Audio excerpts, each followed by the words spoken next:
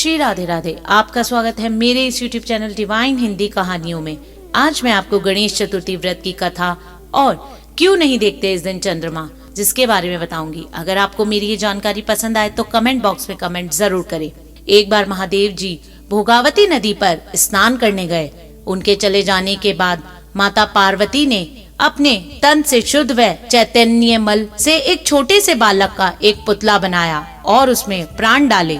पार्वती माता ने उस बालक से कहा कि तुम द्वार पर बैठ जाओ और जब तक मैं नहाकर नहीं आती हूँ किसी को अंदर मत आने देना। नदी में स्नान करने के बाद जब भगवान शिव जी वहाँ पहुँचे तो गणेश जी ने उन्हें द्वार पर रोक लिया। शिव जी ने बहुत समझाया पर गणेश जी नहीं माने। भगवान शिव वास्तव में क्रोधित हो गए और त्रिशूल का उपयोग करके उनका सिर काटकर भीतर चले गए। बाद में जब माता पार्वती को पता चला कि क्या हुआ, पार्वती माता बहुत क्रोधित हुई और उन्होंने ब्रह्मांड को नष्ट करने की धमकी दी। उन्हें शांत करने के लिए भगवान शिव ने अपने गणों को सबसे पहले जिस जीव को देखे उसका सिर लाने के लिए भेजा। गणों ने उत्तर दिशा की ओर लेटे हुए एक हाथी को देखा। उन्होंने हाथी के सिर को लड़के के धड़ पर प्रत्यारोपित किया और उन्हें पुनर्जीवित किया। तब शिव ने उनका नाम गणों के प्रमुख गणेश रखा। देवताओं ने गणेश जी को तमाम शक्तियां प्रदान की और प्रथम पूज्य बनाया। यह घटना भाद्रपद माह के शुक्ल पक्ष की चतुर्दशी को हुई थी, इसलिए इस तिथि को पुण्य पर्व गणेश चतुर्थी के रूप में मनाया जाता है।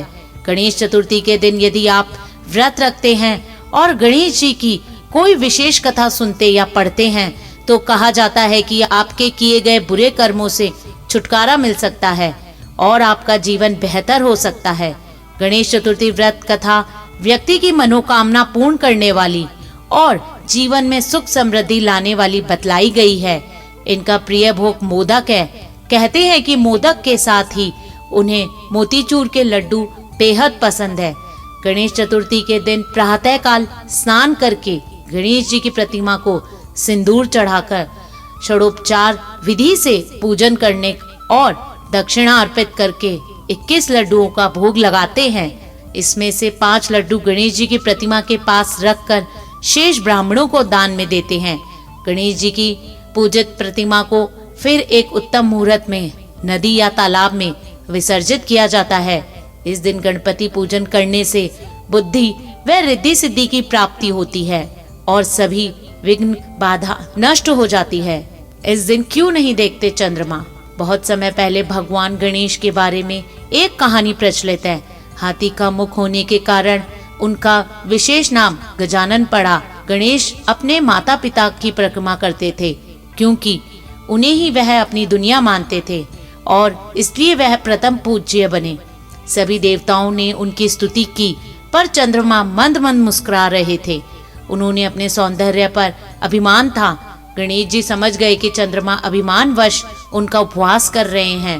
क्रोध में आकर भगवान श्री गणेश जी ने चंद्रमा को काले होने का श्राप दे दिया। इसके बाद चंद्रमा को अपनी भूल का एहसास हुआ। जब चंद्रदेव ने भगवान गणेश से क्षमा मांगी तो गणेश जी ने कहा कि एक दिन चंद्रदेव सूर्य के समान पूर्ण और तेजस्वी हो जाएंगे, लेकिन चतुर्दशी का यह दिन हमेशा चंद्रदेव को दंड देने वाला दिन के रूप में याद किया जाएगा। इस दिन को याद कर कर कोई अन्य व्यक्ति अपने सौंदर्य पर अभिमान नहीं करेगा। जो कोई व्यक्ति भाद्र शुक्ल पक्ष की चतुर्दशी के दिन तुम्हारा दर्शन करेगा उस पर झूठा आरोप लगेगा।